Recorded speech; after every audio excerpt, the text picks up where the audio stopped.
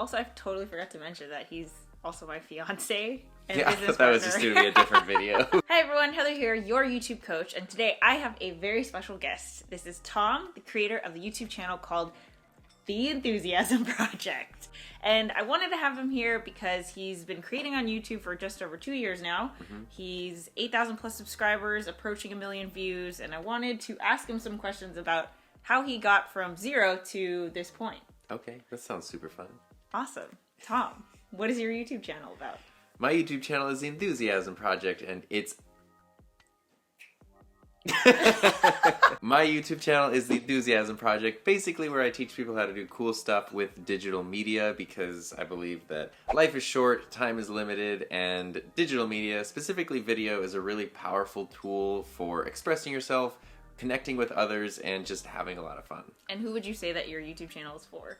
My YouTube channel is for basic... Let me think, who is my YouTube channel for? My channel is for people who are excited about taking that step into creating something for themselves, videos specifically. So they want to learn more about cameras and lenses and lighting and editing techniques. They probably have a little bit of a budget to spend on those things. They're probably not in high school, so my ideal viewer, I guess, is probably someone, you know, around my age, in their 30s, 40s-ish, and then interested in the things that I'm interested in. So hopefully when I make videos that I like, people find those and think that, hey, this video is like just for me. Yes. It kind of is. What do you think really worked? Like, if you were to go back to yourself on day one and say, like, these are the 3 things that really are going to, if like you could do it over again and kind of like shortcut, you know? I mean, I know there are no shortcuts and you had to figure a lot of things out, but are there any things that were like, you think were tried and true? Yes. So there are no shortcuts, but one of the things that I did was, because you pushed me to, was a 30-day upload challenge where I did 30 videos in 30 days, which is a little bit extreme, but I was into it. And the biggest regret I have when it comes to YouTube is not starting it earlier. And so that's kind of the thing right there, is just start. The problem is it takes time to develop a style and to develop a skill and to understand the platform. And I think that by doing 30 videos in 30 days, it was a huge push to condense like what I would have learned in 6 months into 1 month. And by the time I was done, I had a way clearer idea of what I liked, what I didn't like, what my style was. And then beyond that, the biggest thing was I kept a regular upload schedule for the next like 10 months or so. And then I kind of fought against it, and I know why I needed to do that mentally or whatever, but if you want to grow, I think having that really consistent upload schedule is key. I don't really have any algorithmic evidence to back it up, but just the fact that, not unlike a TV show in the olden days, your audience kind of knows when and where to find you. So whatever day of the week or days of the week you pick, they know that, cool, like on my lunch break or when I get home tonight or this weekend or whatever, I'm going to have a new video from that channel I really like. And being that consistent feature in somebody's life is really important for them to connect with you and to build, like, you know, I'd say an online relationship, but sure, an online relationship with them. I think a lot of people struggle with 0 to 100 subscribers. I think it's a really hard part of the process. So what would you say to someone who's like, you know, either just starting or has 30 subscribers? Like, how do you continue to create when there's no one watching? The numbers on YouTube, it's really cliche, but the views and the subscribers, you really don't want to pay attention to them as much as like I check my analytics 8,000 times a day, but they really don't matter. That first 100 though is like the one that is one of the few that actually does matter, because it gets you a custom URL. Once you get 100 subscribers, you get that custom URL, which makes it so much easier to share your channel. It's almost like impossible otherwise, so it's a huge uphill battle. And the thing to do is just keep creating stuff, just keep making stuff, but don't do it haphazardly. Don't make garbage, because then no one is going to want to subscribe if they see a channel that, you know, is very, very small and is producing work that isn't very good. Of course, no one's going to want to subscribe to it. So acting as if you already, whatever the goal is in your mind, if you want 1,000 or 10,000 or 100,000 or a million or whatever, acting as if that's what you've already got and creating that content, even if you're getting, you know, 3 views a video or whatever, that's fine. The fact that you've created it and jumped that hurdle is really like the biggest victory, and that's going to help you create this catalog of work that when people find your channel, they want to subscribe to it, and they're excited to find someone so early in their like YouTube career. Is there something that you've learned along this journey that ever since you learned it, you're like, I'm gonna keep doing that? There's a lot of things that fall into that. There's lots of little tricks like that work, and I mean, calling them tricks isn't even fair, really, but stuff like at the end of your videos, and you've made videos about this, where instead of just going like, okay, see you next time, but actually having something for someone to do. So saying like, hey, not only subscribe, but check out this video, or check out this playlist right here that's super connected to the video I already watched, and then they're going to want to keep watching more of your stuff. But then on a personal side, the thing is that I've learned the videos that I feel like I like the most, that I have the most fun making, and that people seem to respond to the most, are the ones that come the most naturally, where I'm not trying to like be super professional or be too goofy, or where I'm just literally just leaning into being myself, because that's kind of the point of YouTube, is it's very personal and it's very connectable. So the thing I have learned that's the most valuable on and off the platform is just to lean into being yourself. As cheesy as it sounds, it's really important, and there's no reason not to do it on this platform. How long did it take you to figure out your like shtick? Your, you know, this is what my channel is about, this is who I'm serving, this is who I'm making content for, or this is why. Or maybe not how long, but like, how did you figure that out? Because I think everyone's biggest problem is like, you know, it's just so broad. Like, I'm making content about anything for everyone. Yeah, so and like, you can't do that. Yeah, you can't. It sounds like a good idea. Like, my stuff is for everyone. That the widest possible audience. But it's also for no one if it's for everyone. And I feel like I'm still learning that and figuring it out. I've had my channel for about 2.5 years. Honestly, it wasn't until almost 2 years that I started really kind of thinking about that more seriously. And I wish I had done that sooner, just because I thought, you know, like, I don't want to give in to like that pressure and blah, blah, blah. But it's like, it's why fight it? Because it's just the thing that's going to help you grow, and it's not a bad thing. I have the privilege, obviously, since we live together, that is a privilege.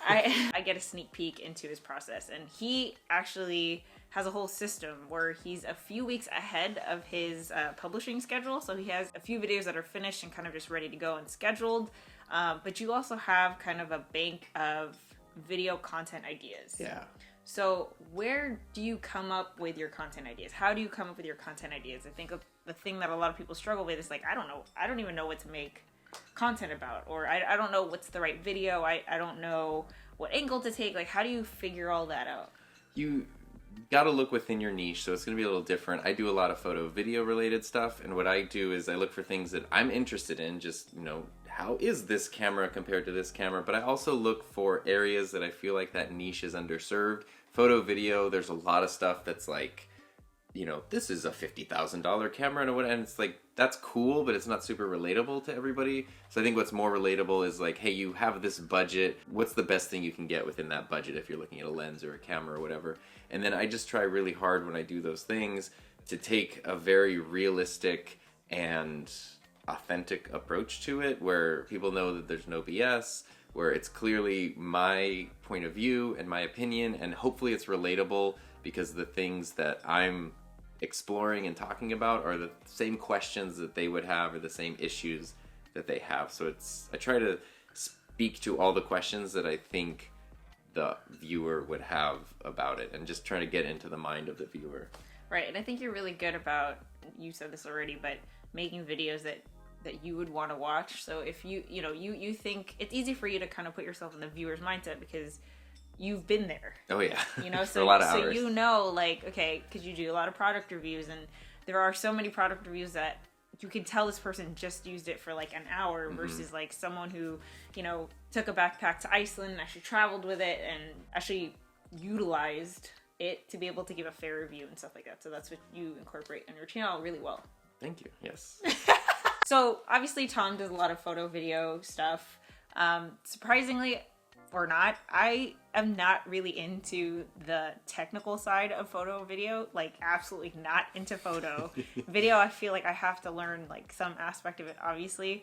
But I think a lot of people who watch this channel are non-techies, non-camera, you know, not necessarily camera enthusiasts. So because this is your life, your thing, plus he's also a high school digital media production teacher, so you constantly work with people who are completely new to cameras. What would be some of your advice, tips, production, you know, anything that could help someone who just like maybe is even recording videos on a phone, just absolute basic video production 101 that can actually make a difference? Okay. A couple things. First, I would say simple is best. So especially if you're just starting out, work with what you have, and then build on that or acquire new things as the needs become apparent. So if you're filming on your phone and then you're tired that the video is shaky, then you're gonna know, I need something to hold this. Maybe it's a tripod or a gimbal or whatever, but a need is gonna show up. Then you're probably gonna go like, I bet the audio could be a little better. So then you might wanna look into microphones. Doesn't mean you have to have this whole studio setup with mics and cameras and lights and all those things, but depending on what you're doing and where your skill level is, your needs will become apparent over time as you just keep doing what you're doing. And that will tell you exactly what you need instead of just going and, here's a list that somebody said that's super expensive and I need to buy all this gear. Now I'm overwhelmed and you forget what you're even making a video about in the first place. So keeping it simple. And then the other thing is basically all cameras are great now, whether it's a phone or a dedicated camera. It's really easy to get a nice, clear, crisp, beautiful looking image. The areas that are going to boost your quality more than anything are lighting and audio, especially audio. So if you spend more time making sure people can hear you and understand you, and then just spend a little bit of time on your lighting, maybe instead of just, the fluorescent overhead light, even if it's not a special video light, just moving a floor lamp or a desk lamp in a certain place, adding a light behind you if you're filming like a talking head video, can just up your production quality in ways you wouldn't believe. Just audio and lighting. Not necessarily even have to spend money on them, but just paying attention to them. Well, thanks, Tom. You've been super helpful today. Cool. This was really fun. Do you have any, any last things that you want to share? Just to kind of go back to what I had said about my biggest regret is not starting sooner. And if you're on that fence of should I or shouldn't I, or I want to, or when everything is perfect, just throw all that out the window and just start something. Upload something right now. Who cares if it's bad because you're just starting out? Just get going. And then you can adjust down the line. But the toughest step is starting, and once you do that, you've already kind of won in a lot of ways. Yeah. All right, so to end this video, Tom, is there a video on your channel that you think would be great for anyone who's just getting started? They can go check out your video for inspiration, maybe even some information, helpful insight, anything that you can think of. I would recommend checking out a video I made about 2 microphones. So one is a very expensive video microphone, it's about $300, and the other is the microphone we're using right now. It's actually the microphone I used in that video, which is about $60, and kind of runs through the features between those and then why you may or may not want to spend the extra money or, just stick with the cheaper one that's also kind of great. Yeah, and also if you're a channel that is looking to do product reviews at some point, definitely want to check that out as a good reference. So there you go. All right. If you have any questions for Tom, go ahead and leave them in the comments. If they're still here watching, tell them to leave a comment with something. What should they comment? They should comment, congratulations. Oh. What were you going to say? Let's say, congratulations on our enthusiastic engagement. Oh, that's great. Yeah. Let's see how many people comment that. All right. Give this video a thumbs up if you... No. Do the things. Give the thumbs up, leave a comment, let us know what you think in the comments down below, and we'll see you in the next video. We'll catch you guys later. Catch you guys later. Bye. In the next video.